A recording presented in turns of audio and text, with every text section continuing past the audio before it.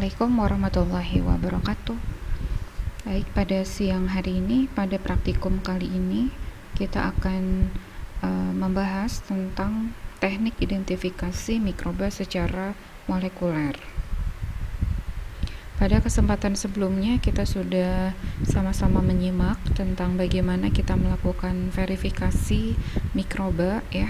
Nah, pada kesempatan hari ini kita akan membahas tentang bagaimana kita melakukan identifikasi mikroba secara molekuler. Jadi kalau teman-teman memperoleh sampel mikroba, entah itu dari sampel berupa tanah, sampel darah, sampel urin, dan seterusnya, dan kemudian kita sudah berhasil memperoleh isolat murninya, kemudian kita ingin mengetahui siapa sih identitas dari isolat murni yang sudah kita dapat itu. Nah, cara yang bisa kita lakukan salah satunya adalah identifikasi mikroba secara molekuler. Nah, identifikasi mikroba itu bisa berbasis pada fenotip maupun berdasarkan genotipnya. Jadi kalau yang sebelumnya kita pelajari yaitu secara fenotip. Fenotip itu adalah sifat-sifat atau karakteristik yang bisa kita lihat, begitu ya. Sedangkan kalau genotip itu adalah karakter gennya, gitu. Nah, karakterisasi secara fenotip yang sudah pernah kita lakukan yaitu didasarkan dari hasil ekspresi materi genetik, ya, bisa yang kita lihat dari bentuk strukturnya, kemudian dari penampakan bentuk koloninya, kemudian juga dari hasil pewarnaannya, kemudian dari uji-uji biokimia, ya. Di sini sudah pernah kita lakukan semua, baik itu morfologi makroskopik, mikroskopik, pewarnaan, uji biokimia, kemudian juga uji sensitivitas terhadap antibiotik, serta ada lagi uji imunobiologi.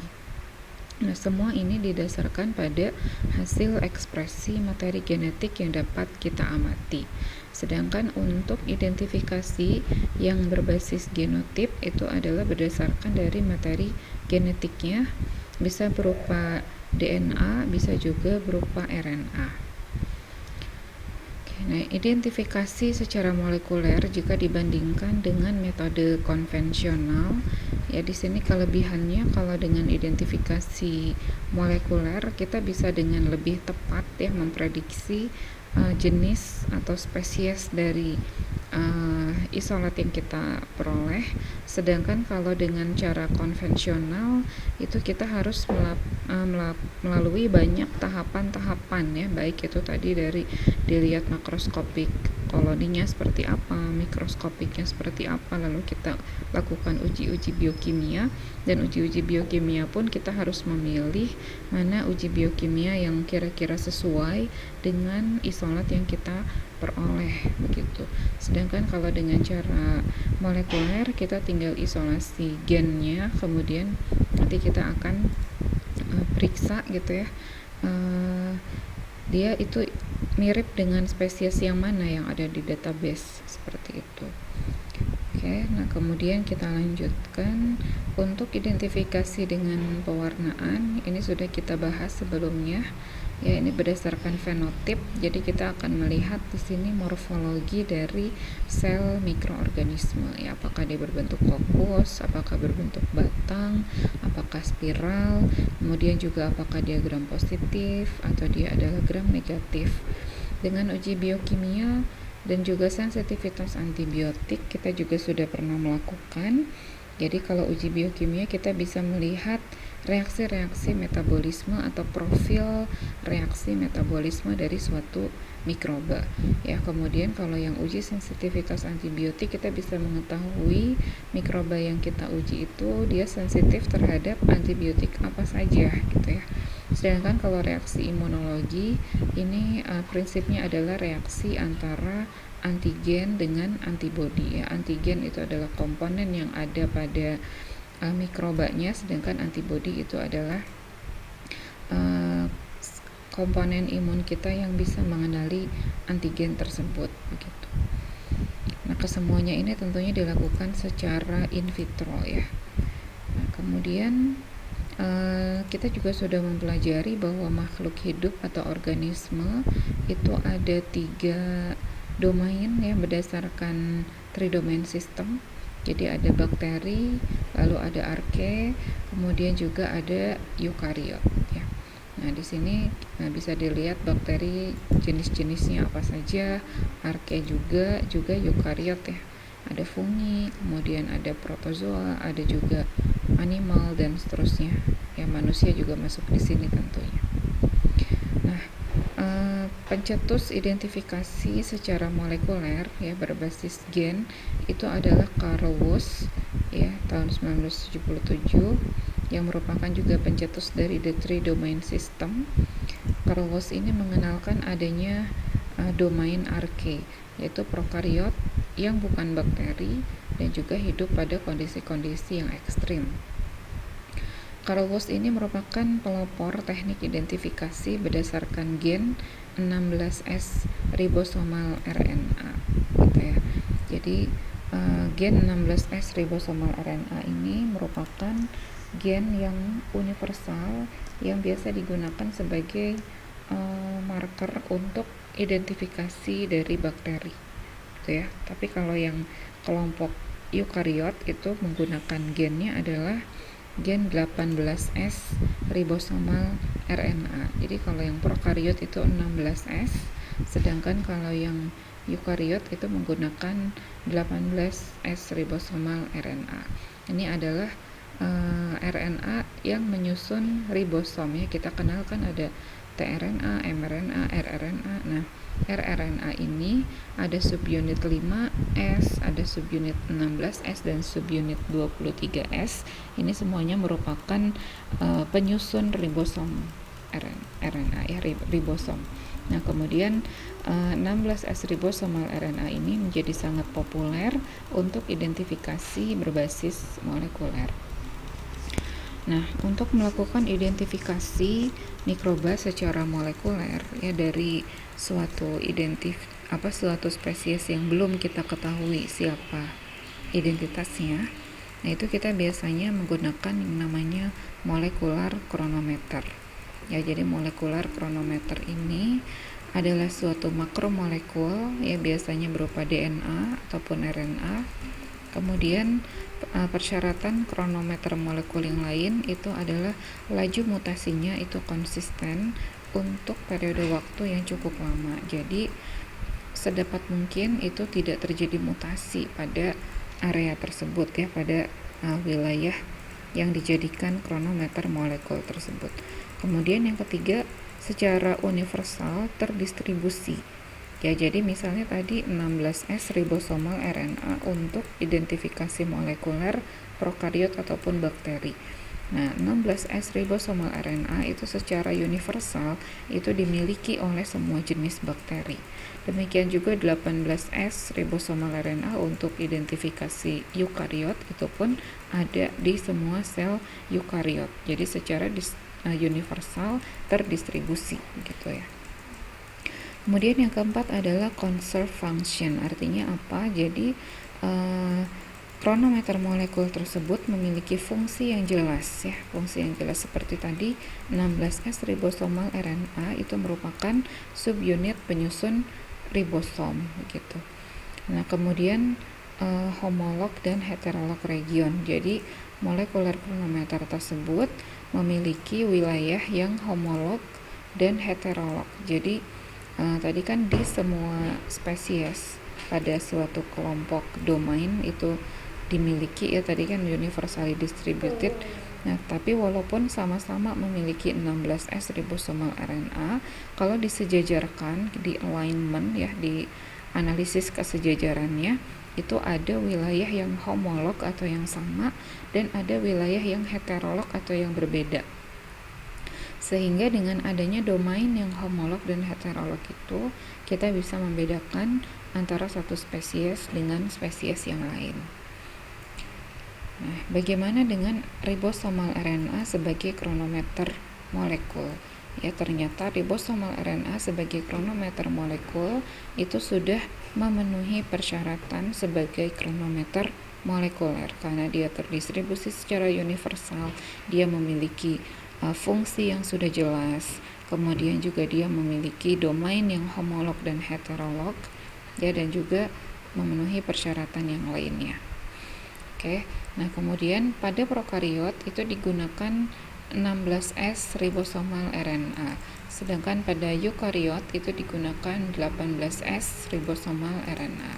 Nah, apakah ada jenis kronometer molekul yang lain yang bisa kita gunakan untuk mengidentifikasi suatu organisme gitu ya, selain dari 16S dan 18S ribosomal RNA? Ya, tentunya ada. Itu karena penggunaan 16S maupun 18S ribosomal RNA pada suatu kondisi juga memiliki keterbatasan-keterbatasan, terutama pada spesies yang kemiripannya sangat tinggi. Nah, sehingga digunakan alternatif kronometer molekul yang lain, misalnya adalah RNA polimerase B atau disingkat dengan RPOB. Kemudian juga kita bisa menggunakan superoksidase mutase misalnya, dan juga kita bisa gunakan kronometer yang lainnya lagi, begitu ya. Nah, untuk pembandingan kita juga bisa melakukan kembali lagi ke uji konvensional, misalnya untuk spesies-spesies yang tingkat kemiripannya sangat sama, ataupun jika dianalisis menggunakan 16SR ribosomal RNA itu homologinya 100% sehingga sulit untuk dibedakan, maka kita bisa kombinasikan dengan metode konvensional. Misalnya kita gunakan reaksi-reaksi biokimia tertentu untuk bisa membedakan dua spesies yang kemiripannya sangat tinggi itu, gitu ya. Baik, berikut adalah skema identifikasi bakteri secara molekuler berbasis 16S ribosomal RNA. Jadi ceritanya, anggaplah kita memperoleh sampel dari lingkungan ya, entah itu sampel dari tanah atau sampel dari air gitu ya, ataupun sampel dari sumber-sumber biologis juga bisa ya. Nah, selanjutnya kita lakukan pemurnian dulu ya. Jadi kita harus lakukan sedapat mungkin pemurnian sehingga kita memperoleh biakan isolat yang sudah tunggal atau biakan murni. Kemudian dari biakan murni itu kita lakukan DNA ekstraksi. Jadi kita ambil DNA-nya. Bagaimana cara mengambil atau mengisolasi DNA dari bakteri ataupun dari mikroorganisme itu? Kita lakukan dengan menggunakan kit. Jadi ada kit pereaksi ya, beberapa paket pereaksi yang bisa digunakan untuk mengekstraksi DNA ini. Ya, jadi selnya dilisis dulu, kemudian nanti kita tambahkan reagen-reagen tertentu dan juga perlakuan dengan sentrifugasi gitu ya, sehingga nanti kita akan memperoleh DNA. Nah, dari hasil ekstraksi DNA ini tentunya kita akan memperoleh DNA keseluruhan atau whole genomnya ya, genom keseluruhan yang ada di mikroorganisme tersebut. Nah, disebut dengan genomic DNA, DNA genom ya. Nah, selanjutnya kita akan mentarget dari DNA genomik ini yang ingin kita ambil itu hanya gen yang mengkode 16S ribosomal RNA saja. Ya, tentunya tidak keseluruhan gen itu yang akan kita gunakan, tapi kita kan tadi akan menggunakan hanya gen yang mengkode 16S ribosomal RNA ya. Berarti gen yang mengkode 16S ribosomal RNA itu kan berarti apa? DNA ya. DNA kan ditranskripsi jadi RNA atau disebut juga 16S rDNA. Nah, bagaimana cara kita untuk bisa memperoleh gen yang hanya mengkode 16S rRNA?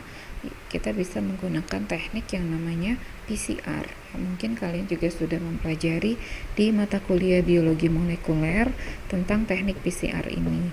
PCR ini kepanjangan dari polymerase chain reaction. Nah, apa prinsip dari PCR? PCR ini prinsipnya adalah mengamplifikasi atau memperbanyak gen tertentu yang ingin kita gunakan ya. Jadi amplifikasi dari gen. Caranya bagaimana? Dari genomic DNA yang sebegitu panjangnya gitu ya, kita bisa mengamplifikasi atau memperbanyak hanya gen yang ingin kita target. Kita harus menggunakan yang namanya primer. Jadi primer yang spesifik. Primer ini adalah suatu urutan basa nukleotida yang secara spesifik komplement dengan urutan gen yang akan kita target ya. primer ini tidak terlalu panjang, dia adalah urutan basa nukleotida yang pendek gitu ya, tapi dia bisa komplement atau bisa berikatan dengan urutan basa nukleotida pada gen yang akan kita target gitu ya. Ini contohnya adalah primer universal BACF ya, di sini panjangnya sekitar 17 mer gitu ya. Kemudian ada juga gen primer universal BACR, panjangnya 18 mer atau 18 basa nukleotida gitu ya. Nah ini dia bisa mengamplifikasi posisi gen pengkode 16S ribosomal RNA pada urutan ke-9 sampai 25. Kalau yang UNIF BACR pada urutan 1509 sampai 1492 misalnya. Ini primer-primer universal yang bisa kita gunakan untuk mengamplifikasi 16S rRNA, gen pengkode 16S rRNA. Nah, setelah kita PCR, nanti kita akan memperoleh gen target tersebut ya dalam jumlah yang cukup banyak ya, sehingga nanti jumlah yang cukup banyak itu bisa kita lakukan sequencing ya. Selanjutnya sequencing itu apa? Sequencing itu penentuan urutan basa nukleotida. Jadi dari gen yang sudah kita berhasil amplifikasi, kita ingin tahu urutan basa nukleotidanya itu seperti apa. Nah, itu dilakukan yang namanya sequencing. Oke, setelah sequencing nanti kita akan memperoleh sequence ya. Sequence itu urutan basa nukleotida seperti ini, urutan huruf-huruf basa nukleotida yang A, G, T, C dan seterusnya. Nah, itu dari sequence yang kita dapat, selanjutnya kita lakukan sequence comparison ya. Jadi kita bandingkan sequence yang kita dapat dengan sequence lain yang sudah pernah dilaporkan dan terdata di data bank gitu ya, di gene bank, di bank gen gitu ya. Nah, setelah itu kita gunakan comparison ini untuk alignment ya. Kita gunakan beberapa tools ya, ada software tertentu yang bisa kita unduh juga secara gratis. Kita bisa lakukan comparison atau perbandingan sequence tersebut, sehingga nanti kita bisa memperoleh berapa sih persen kemiripan atau homologi dari sequence yang kita punya ya dengan sequence yang ada di data bank. Nah, dari situ juga kita bisa melakukan analisis pohon filogenetik ya, apakah sequence yang kita punya ini kalau dibandingkan dengan sequence yang lain itu bagaimana posisi kekerabatannya dari adanya pohon filogenetik ini gitu. Jadi seperti itu prinsipnya ya. Nah, alat dan komponen PCR itu jenisnya ada bermacam-macam ya. Ada PCR yang konvensional, kemudian ada PCR yang real time ya, ada PCR multiplex dan seterusnya. Nah, yang akan kita gunakan ataupun kita pelajari pada praktikum kita hari ini itu adalah dengan menggunakan PCR yang konvensional. Sebenarnya fakultas kita sudah punya PCR konvensional, tetapi karena sekarang kita masih dalam masa belajar di rumah, jadi kita lihat saja secara gambar gitu ya. Nanti untuk prakteknya mudah-mudahan bisa kita lakukan di lain kesempatan. Jadi secara prinsip seperti ini PCR ya, disebut juga dengan mesin thermocycler karena terdiri dari beberapa siklus dan menggunakan waktu ya. Jadi parameter yang kita lihat adalah bukan waktu tapi suhu begitu. Nah, PCR komponen atau PCR mix ya, reagen ataupun campuran PCR yang harus kita buat itu pertama adalah sampel DNA yang tadi DNA genomik tadi. Kemudian ada primer ya, tentunya pemilihan primer ini juga harus benar-benar primer yang spesifik. Primer spesifik artinya dia hanya akan menempel pada urutan DNA yang kita target gitu ya, tapi tidak menempel di tempat yang lain gitu. Karena tadi kita hanya ingin mentarget gen pengkode 16S ribosomal RNA, maka kita pilih primer yang benar-benar spesifik untuk bisa berkomplement dengan urutan pada gen 16S ribosomal RNA itu. Kemudian berikutnya campuran nukleotida. Jadi ada adenin, guanin, sitosin, timin, ya disebut juga dengan ya nukleotida ini gitu ya. Kemudian setelah itu ada lagi enzim Tak polimerase. Ya, kita sudah pelajari bersama dalam proses penggandaan atau replikasi DNA itu kan digunakan DNA polimerase. Nah, dalam hal ini untuk menggandakan target yang kita inginkan, nanti setelah si primer itu menempel pada target yang sesuai, nanti proses polimerisasinya itu akan dibantu oleh enzim Tak polimerase ini. Tak ini diambil dari Thermophilus aquiliophacus ya.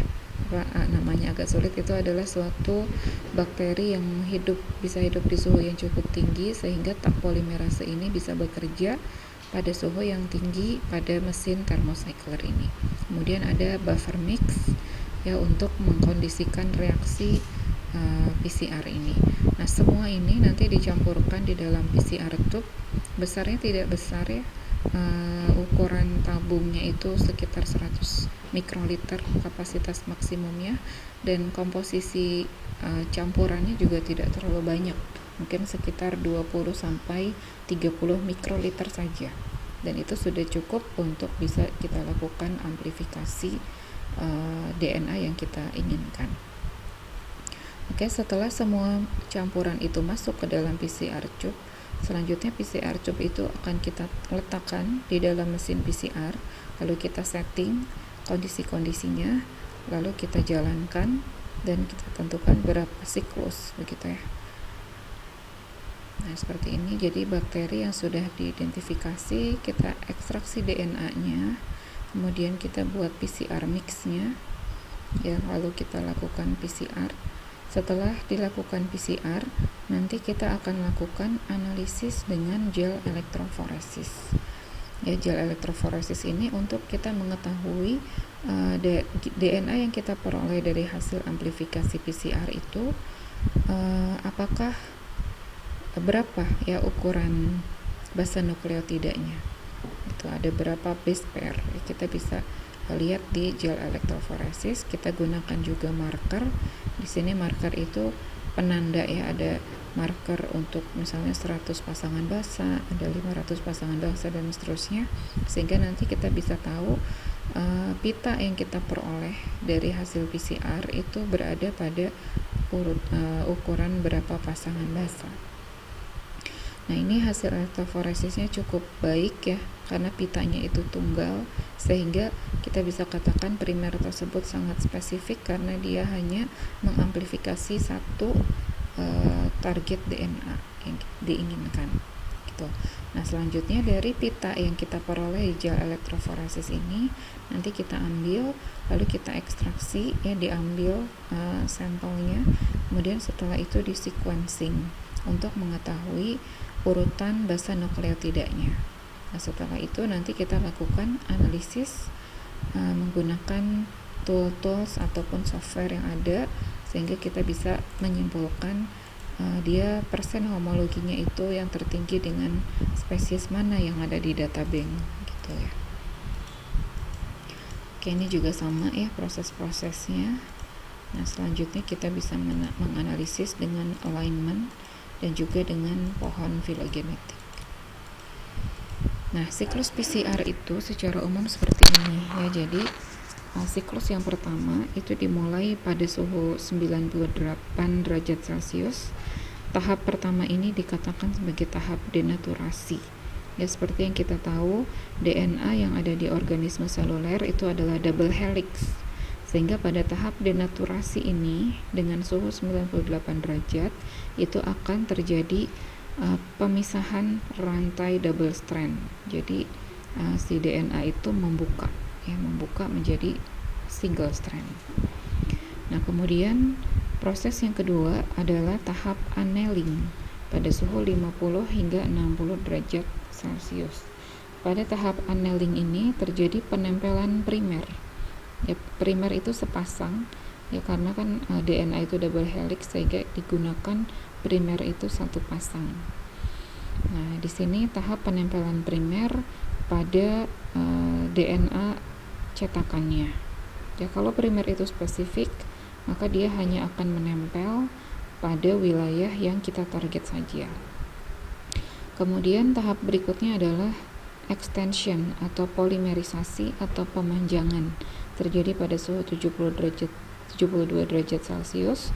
Di sini dibantu oleh enzim Tak polimerase.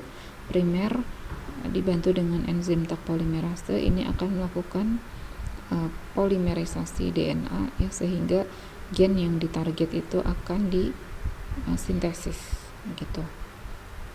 Nah, kemudian ini terjadi pada satu siklus PCR, sehingga bisa kita lihat dari satu DNA, ya, dari satu double strand DNA ini akan terbuka kan, ya, dari satu itu kan terdiri dari dua rantai yang saling komplement, ini akan dihasilkan dua, ya. Jadi berlaku rumus 2 pangkat N. Jadi kalau hanya satu siklus dari satu rantai DNA double strand, ya, itu akan dihasilkan 2 pangkat 1, jadi 2 DNA double strand gitu. Nah, kalau misalnya siklus itu terus menerus, misalnya sampai dengan 36 siklus, ya, maka tentunya akan terjadi 2 pangkat 36 atau sekitar 62 billion kopi. Jadi salinannya akan menjadi sangat banyak, ya. Kita bisa lihat dari satu template DNA pada first cycle menjadi 2, pada second cycle menjadi 4, ya, dan seterusnya, sehingga kalau 36 cycle itu ada 68 billion copies seperti ini. Oke, tadi setelah kita lakukan PCR, nanti hasil PCR-nya kita analisis menggunakan gel elektroforesis untuk menentukan berapa ukuran atau berapa pasangan basa dari DNA yang berhasil kita amplifikasi. Ya, adanya satu strand atau satu pita ini menunjukkan bahwa primer kita itu sangat spesifik, sehingga hanya ada satu pita yang muncul, artinya hanya satu fragmen DNA yang diamplifikasi, dan ukurannya bisa kita lihat dengan membandingkan ukurannya terhadap marker. Nah, misalnya di sini adalah 1500 pasangan basa. Nah, setelah kita lakukan elektroforesis, ya, nah, di sini tentunya sudah fragmen DNA yang sudah murni hasil amplifikasi. Kita bisa potong gelnya, kita ekstraksi untuk diambil DNA-nya. Nah, kemudian nanti dilakukan sequencing, ya, dilakukan sequencing menggunakan alat yang namanya sequencer, sehingga nanti akan didapat hasil seperti ini. Jadi akan dapat kita lihat apa saja sih urutan basa nukleotidanya, gitu ya. Nah, ini contoh urutan sequence yang sudah didapat. Ya, urutannya adalah urutan huruf basa nukleotida seperti ini. Nah, selanjutnya setelah kita memperoleh urutan atau sequence dari gen 16S ribosomal RNA mikroba yang kita uji, ya, berikutnya kita lakukan analisis. Kita ingin analisis apakah urutan gen yang kita punya ini ada kemiripan tidak, ya, dengan spesies-spesies yang sudah terdata di databank. Ya, apakah spesies kita ini adalah spesies yang baru, ataupun jika spesies yang sudah pernah ditemukan itu paling miripnya dengan siapa, gitu. Nah, di sini kita menggunakan tools atau perangkat yang disediakan oleh NCBI atau National Center for Biotechnology Information. NCBI ini adalah server ataupun website server yang memuat database tentang informasi kesehatan dan bioteknologi. Dan database yang ada di NCBI ini terus-menerus diupdate sesuai dengan penemuan-penemuan terkini yang menyangkut itu gen atau DNA, protein, senyawa aktif, taksonomi, juga menyediakan berbagai macam software untuk analisis DNA, analisis protein, ya, pencarian konsep di domain, dan juga lain sebagainya. Silakan kalian nanti berkunjung ke website NCBI.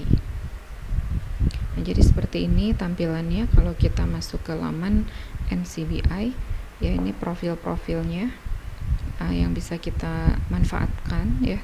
Silakan kalau ada waktu boleh kalian klik-klik ya dan pelajari ada apa sih di dalam setiap fitur-fitur yang ada ini gitu. Nah, langsung singkat saja yang akan kita gunakan untuk analisis identifikasi mikroba secara molekuler itu nanti kita akan menggunakan yang namanya BLAST ya, Basic Local Alignment ini ya, BLAST ya, seperti itu. Oke, nah ini Basic Local Alignment Search Tool ya. Nah, tampilannya nanti akan seperti ini. Yang akan kita gunakan nanti adalah Nucleotide BLAST. Jadi selain dari Nucleotide BLAST juga ada Protein BLAST. Ya, kalau Nucleotide BLAST yang kita analisis adalah urutan huruf basa nukleotida. Sedangkan kalau pada Protein BLAST itu yang nanti kita analisis adalah urutan huruf penyandi asam amino begitu. Ada juga BLAST-X ya yang bisa mentranslasikan dari nukleotida untuk menjadi protein. Jadi kita punya urutan nukleotida, nanti kalau jadi protein akan menjadi seperti apa gitu. Kemudian ada juga kebalikannya, T-BLAST-N ini adalah untuk mentranslasi protein menjadi nukleotidanya gitu. Jadi ini fitur-fitur yang bisa kita manfaatkan. Nah, yang akan kita gunakan adalah Nucleotide BLAST. Oke. Nah, untuk mempermudah kita langsung saja uji coba dengan contoh yang sudah Ibu siapkan. Oke. Nah, misalnya kita setelah kita sequencing kita memperoleh urutan basa nukleotidanya seperti pada contoh A ini. Nah, ini namanya seperti ini, namanya urutan FASTA. Nah, kita tinggal blok saja yang mau kita analisis. Kemudian kita copy atau Ctrl C.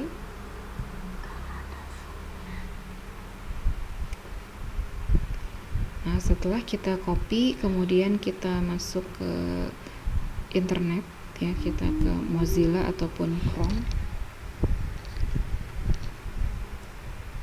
Kita ketikkan NCBI. Nah, NCBI di sini kita boleh klik di NCBI-nya ataupun juga bisa langsung di BLAST-nya. Coba kita di NCBI-nya. Nah, tampilannya seperti ini. Nah, kemudian berikutnya kita akan menuju ke BLAST ya. Jadi BLAST di sebelah sini kita klik.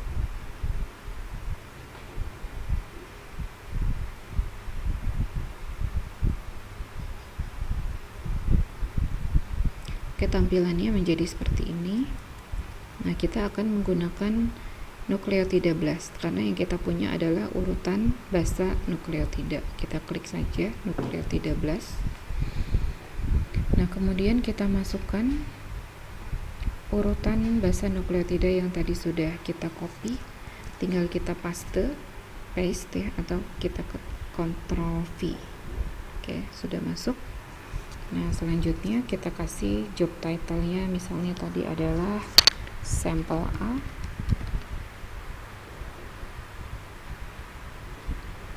Kemudian database-nya kita pilih yang standar saja karena kita masih belajar ya, belajar awal. Nah, ini kita pilih yang Nucleotide Collection NRNT. Kemudian untuk organismenya biarkan saja, jadi kita anggap kita belum tahu ini apa sih jenis organismenya misalnya. Oke, kemudian yang lainnya juga kita kosongkan. Kemudian kita pilih highly similar sequences atau megablast. Jadi kita ingin mencari sequence mana yang punya kemiripan yang paling tinggi dengan sequence yang kita punya. Ya, kemudian kita langsung klik saja BLAST dan kita tunggu hasilnya. Ini job title-nya adalah sampel A yang tadi kita ketikkan. Ya, di sini sudah kelihatan kita kerjakan di tanggal berapa, disubmit pada jam berapa, begitu ya. Dan kita tinggal menunggu hasilnya.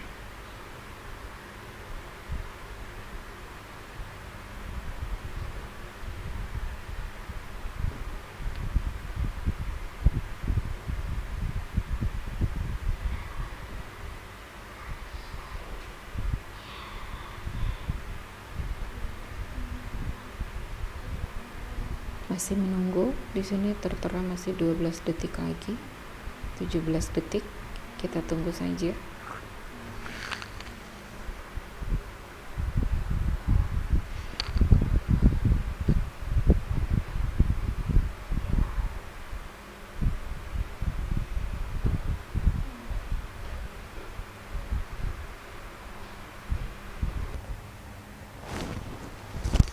Nah, kita sudah dapat hasilnya seperti ini. Ini adalah job title kita, sampel A. Kemudian kita lihat di sini. Jadi di sini dia pilihkan 100 sequence yang memiliki kemiripan yang paling tinggi dengan sequence yang kita ujikan, ya. Atau istilahnya query. Query itu adalah sampel yang kita masukkan tadi. Nah, kita bisa lihat di sini bahwa persen identity yang paling tinggi itu adalah 100%. Itu berasal dari Escherichia coli strain SFE8 kromosom complete genome. Dan query covernya 100%, berarti dari urutan yang tadi kita masukkan itu 100% seluruhnya itu ada pada genomnya Escherichia coli strain SFE8 ini. Ya, demikian juga ini 100% semua untuk Escherichia coli, ya. Kita bisa lihat sampai urutan yang ke 100. Mungkin kita lihat saja 10 urutan yang tertinggi gitu, ya. Nah, ini kita bisa pilih ya description misalnya, terus kita klik juga graphic summary-nya. Nah, kita lihat ini kalau garisnya panjang seperti ini, full dari awal sampai akhir, itu berarti 100% dari query atau urutan yang tadi kita masukkan itu mirip dengan yang ada pada data bank. Ya, ini semuanya full, merah semua, ya. Dari ujung sampai ujung ini berarti 100% semua kemiripannya. Kalau kita klik yang alignment, nah ini kita akan bisa lihat dari query yang kita masukkan, urutan basa nukleotida yang tadi kita masukkan ini dia urutkan huruf per huruf. Ini 1 sampai dengan 60, kemudian lanjut urutan 61 sampai 120 dan seterusnya. Lalu dia alignment kan, ya, dia sejajarkan dengan yang ada di data banknya NCBI. Nah, ternyata di sini sangat cocok ya dengan urutan basa nukleotida urutan 464923 dan seterusnya pada tadi Escherichia coli strain SFE8 kromosom itu tadi. Nah, kalau kita lihat di sini yang ada garis seperti ini, itu berarti menunjukkan itu sama persis ya. Kalau ada urutan basa yang tidak cocok, ini biasanya tidak ada garis ini. Kalau ada garis ini semua, itu berarti memang dia sesuai ya, sama begitu ya. Kita lihat ini semuanya sama gitu. Ini untuk yang berikutnya ya, sama juga, jadi semuanya tidak ada yang berbeda. Oke, kemudian kalau kita klik lagi taksonomi misalnya, nah ini kita bisa lihat seperti ini. Jadi dia mirip dengan Escherichia coli gitu. Kita klik aja ya, nanti coba-coba aja.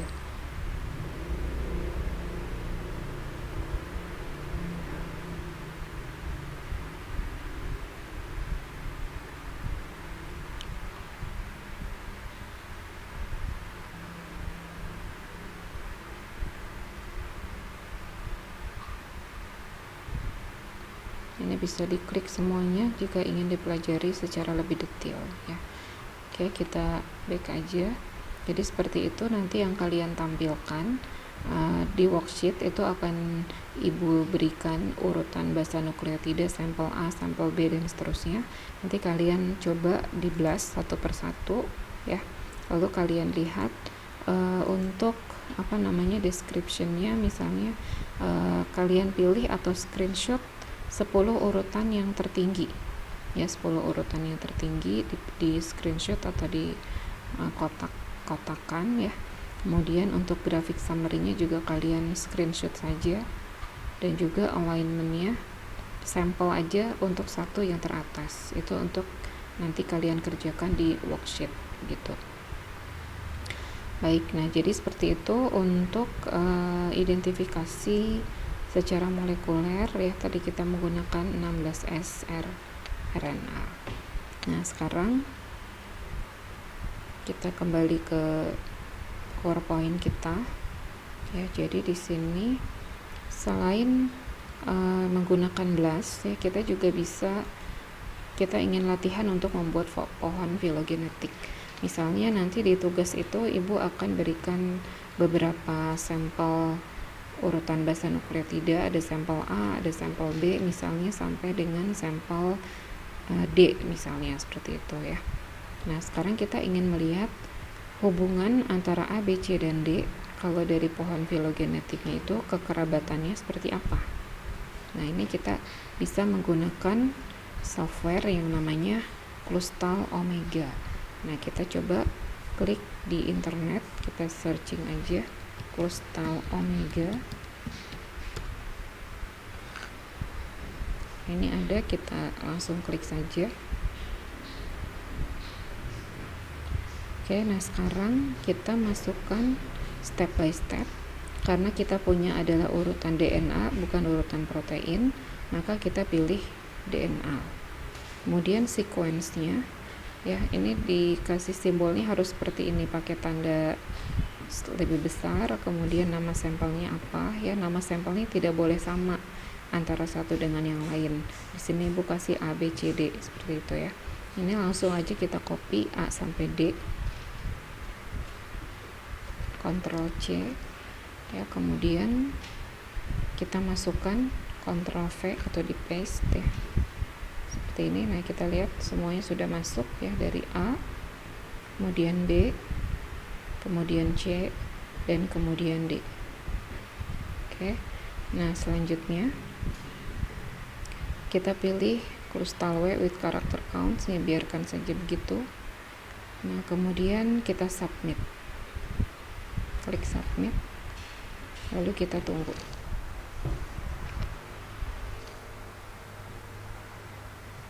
Oke, ini masih diproses. Nah, ini sudah keluar hasilnya ya. Jadi dia akan membandingkan seperti ini, di mana-mana saja urutan basa nukleotida yang sama gitu ya, untuk sampel A, B, C, dan D ya, mulai dari query yang pertama sampai dengan query yang terakhir. Nah, kita bisa klik bagian yang lain, ini result summary-nya. Kemudian kita bisa klik guide tree. Nah, untuk guide tree ini kita bisa lihat pohonnya seperti ini ya. Jadi untuk sampel A, B, C, dan D itu yang kerabatnya dekat itu A sama B, kemudian C sama D gitu ya. Nah, nanti kalian coba lihat di hasil BLAST yang sudah kalian lakukan, A itu apa, B itu apa, C itu apa, D itu apa.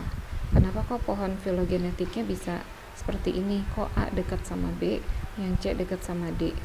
Apakah dia sama genusnya atau bagaimana ya? Nanti kalian analisis. Kemudian kita bisa klik juga phylogenetic tree ya, bentuknya kurang lebih juga sama seperti ini ya. Sebenarnya untuk mempelajari lebih detail pohon filogenetik ini tentunya harus dikaji lebih mendalam lagi ya. Kalau mungkin nanti ketika S2 misalnya kalian memilih topik tentang bioinformatika untuk analisis gen, analisis filogenetik, nah ini mungkin bisa lebih dieksplor lagi. Kalau yang Ibu ajarkan di sini hanya yang dasar saja gitu ya, jadi hanya untuk penggunaan secara mudahnya saja gitu. Oke, jadi seperti itu tugas yang harus kalian buat ya untuk yang pertama adalah identifikasi mikroba secara molekuler. Nanti akan Ibu berikan sekitar 5 atau 6 urutan basa nukleotida untuk dianalisis. Kemudian berikutnya dari keseluruhan sampel tersebut kalian buat pohon filogenetiknya, kemudian dianalisis mengapa bentuk pohon filogenetiknya seperti itu. Baik, nah sampai di sini Ibu rasa cukup untuk materi responsinya. Berikutnya ditunggu kiriman worksheet, dan selamat berlatih dan mencoba apa yang sudah kita diskusikan bersama di hari ini. Oke, terima kasih untuk perhatiannya. Semoga dapat difahami. Ya, assalamualaikum warahmatullahi wabarakatuh.